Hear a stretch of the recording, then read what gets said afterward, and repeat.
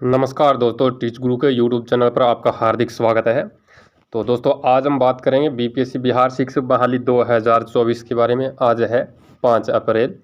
तो देखते हैं 5 अप्रैल को क्या क्या नई अपडेट्स है जो शिक्षक संबंधी है, वो हम इसी वीडियो के माध्यम से देखेंगे। तो वीडियो को अंत तक देखिएगा एंड चैनल पर पहली बार हो तो चैनल को सब्सक्राइब करके बेल आइकन को प्रेस कर लिए, ताकि जो भी नई अपडेट आए वो आपको सबसे पहले मिल सके।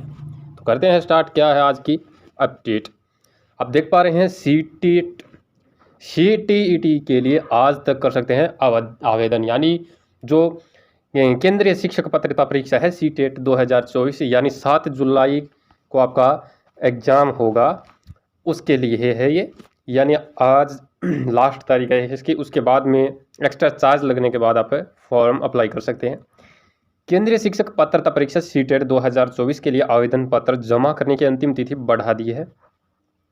कक्षा 1 से 8 तक के शिक्षक बनने के इच्छुक उम्मीदवार अब 5 अप्रैल रात 11:59 यानी 11:59 बजे तक वेबसाइट पर सीटेट जुलाई स्तर के लिए आवेदन कर सकते हैं। आवेदन पत्र भरते समय किसी भी तकनीकी समस्या आने पर आवेदक है वो ये नंबर दिए संपर्क कर सकते हैं। इस पर नंबर है 8802580447 पर आप संपर्क कर सकते हैं, कोई दिक्कत आती है तो तक। और परीक्षा 7 जुलाई को 2 पालियों में होगी। पहली पाली सुबह 9:30 बजे और दोपहर से 12 बजे तक होगी। पहली पाली है 9:30 से दोपहर 12 बजे तक होगी। एंड ये सीटेट के बारे में अपडेट, यानी सीटेट तो आपको देना ही देना है। यानी फर्स्ट टू 8 के लिए अगर आप शिक्षक बनते हैं तो इनके लिए सीटेट आवश्यक है। और अदर स्टेट के लिए और कई बार होम स्टेट के लिए भी मांग लेते हैं सीटेट। और सेंटर की भर्ती में तो सीटेट चलता ही है शिक्षक बनने के लिए, तो सीटेट अवश्य आप क्लियर कीजिए अब और 90 के साथ, ठीक है। ओबीसी और सामान्य की बात कर रहा हूँ। एंड इसके बाद है जिले की बीपीएससी पास शिक्षिका बर्खास्त। जिले की बीपीएससी पास शिक्षिका है वो बर्खास्त कर दी गई है। 21 नवंबर को योगदान देने के बावजूद दूसरे दिन से ही थी गायब। अररिया सदर प्रखंड स्थित उत्क्रमित माध्यमिक विद्यालय दियारी की शिक्षिका 9 तारीख को सेवा से बर्खास्त कर दिया गया है। बीपीएससी परीक्षा में सफल होने के बाद उत्क्रमित माध्यमिक विद्यालय दिवारी में इनकी नियुक्ति हुई थी।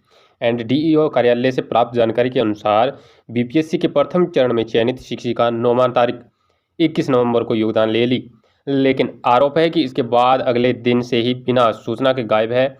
जनवरी माह में शिक्षिका को निलंबित करते हुए विभागीय कार्रवाई के अधीन किया गया था। एंड थंब इंप्रेशन में भी शिक्षिका उपस्थित नहीं हुई थी। शिक्षिका ने जिला शिक्षा पदाधिकारी के मेल पर बेड रेस्ट में होने की सूचना दी, लेकिन इससे संबंधित कोई साक्ष्य नहीं दिए गए। लगातार गायब रहने, थंब इंप्रेशन में शामिल होने नहीं होने आदि को लेकर सेवा समाप्त करने का पत्र जारी किया गया है। इसकी पुष्टि करते हुए डीईओ संजय कुमार ने बताया कि योगदान के बाद से ही प्रशिक्षु शिक्षिका गायब थी। थंब इंप्रेशन में भी शामिल नहीं हुई, जबकि 3-4 बार नोटिस भेजा गया था। पहले निलंबित किया गया, इसके बाद विभागीय कार्रवाई करते हुए सेवा मुक्त कर दिया गया है। तो देख सकते हैं ये एक शिक्षिका है, उनको बर्खास्त किस वजह से किया गया है तो वो भी इन्होंने क्लियर कट किया है कि ये वजह है कि ये शिक्षिका ज्वाइनिंग के बाद से ही दूसरे दिन से ही विद्यालय में उपस्थित नहीं हो रही, और बेड रेस्ट का ओनली मेल पर बेड रेस्ट वो इन्होंने भेजा है, वो भी जिला शिक्षा पदाधिकारी के मेल पर, ठीक है। इसके अलावा कोई प्रूफ नहीं है। और ऐसे और भी बहुत मिलेंगे, लेकिन उनकी धीरे धीरे जांच होगी। 11वीं 12वीं में अब 30% लघु व दीर्घ उत्तरीय प्रश्न पूछे जाएंगे। पहले कितने 40% थे, अब 10% कम कर दिए गए हैं। लघु व दीर्घ स्तरीय प्रश्न पूछे जाएंगे। शैक्षणिक सत्र 2024-25 से दक्षता आधारित प्रश्न अधिक संख्या में शामिल होंगे। 50% प्रश्न अब पूछे जाएंगे योग्यता आधारित भी, और 40 से घटाकर 30% किया गया लघु व दीर्घ उत्तरीय प्रश्नों की संख्या को। 9वीं व 10वीं में किसी तरह का बदलाव नहीं। बोर्ड ने साफ कर दिया है कि 9वीं व 10वीं की मूल्यांकन योजना में बदलाव नहीं किया गया है। दोनों कक्षाओं में योग्यता आधारित प्रश्नों की संख्या पहले की तरह ही 50%, अन्य MCQ प्रश्नों की संख्या 20% और लघु उत्तर व दीर्घ उत्तर वाले प्रश्नों की संख्या वह 30% रहेगी। गौरतलब है कि बोर्ड पहले ही शैक्षणिक सत्र 2024-25 के लिए पाठ्यक्रम व सैंपल पेपर जारी कर चुका है। बोर्ड ने वेबसाइट पर इसे जारी भी कर दिया है। बीपीएससी नई शिक्षा नीति की सिफारिशों के आधार पर यह बदलाव किया है। एंड नई शिक्षा नीति की सिफारिश के आधार पर हुआ बदलाव, यानी जो नई शिक्षा नीति है उसके सिफारिश के आधार पर इनका बदलाव किया गया है। स्कूलों को इससे संबंधित जानकारी भेज दी गई है। एंड बहुविकल्पीय सवाल, केस आधारित व शोध आधारित प्रश्नों की संख्या बढ़ी। और इसके बाद है रटने की बजाय सीखने पर बोर्ड का जोर है। बोर्ड का जोर रटने की बजाय सीखने पर है। रचनात्मक और सोच क्षमताओं को विकसित करने का उद्देश्य है। योग्यता आधारित सवाल शामिल किए गए हैं। एकेडमिक निदेशक की ओर से इस संबंध में स्कूलों को जानकारी भेज दी गई है। तो आप देख सकते हैं कि 11वीं और 12वीं में 30% लघु उत्तरीय प्रश्न है वो पूछे जाएंगे। पहले 40% थे, अब है वो क्या कर दिए है 10% कम कर दिए हैं। और बाकी जो नई शिक्षा नीति है यानी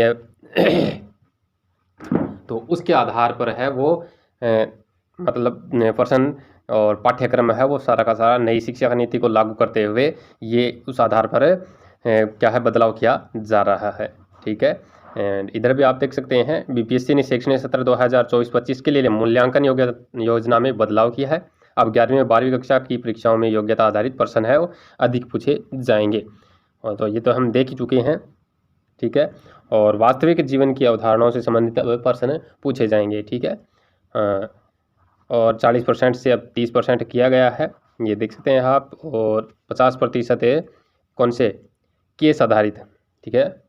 विकल्पीय प्रश्न और केस आधारित प्रश्न व स्रोत आधारित प्रश्नों की संख्या 50% की होगी, जबकि अब तक ऐसे प्रश्नों की संख्या 40% होती थी।